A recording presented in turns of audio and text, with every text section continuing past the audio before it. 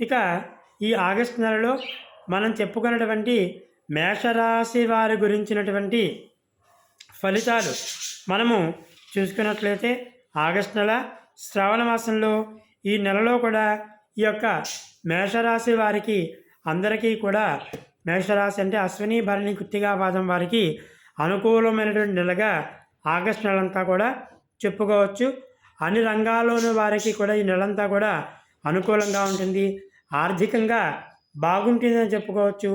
ఆరోగ్య లాభాలు అనేవి ఈ ఆగస్టు నెలలో ఎక్కువగా కలుగుతూ ఉంటాయి. ఈ మేషరాశి వారికి మనోధైర్యం అనేది పెరుగుతూ ఉంటుంది.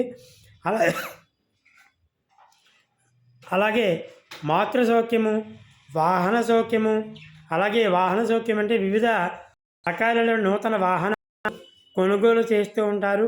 అలాగే సంతాన సౌఖ్యం కూడా బాగుంది. శత్రుపీడలన్నీ కూడా నశిస్తూ ఉంటాయి.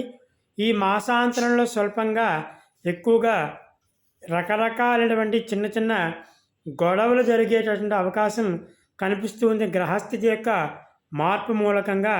అలాగే అభివృద్ధికి ఈ నెలలో ఈ ఆగస్టు నెల చివరంలో కొన్ని అభివృద్ధికి సంబంధించినటువంటి ఆటంకాలు అనేవి ఏర్పడుతూ ఉన్నాయి.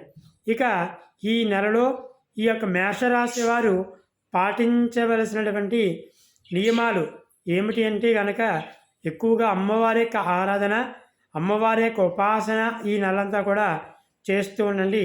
ఎక్కువగా లక్ష్మీ అమ్మవారిని ఆరాధన చేస్తూ ఉండండి.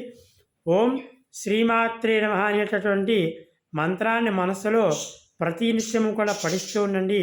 ఈ నెలంతా కూడా ఆరోగ్యంగా, ఆనందంగా, ఐశ్వర్యంగా పొంది ఆహ్లాదంగా ఉండి ఆనందంగా కలిపి ఉండండి ఈ మేషరాశి వారందరూ కూడా.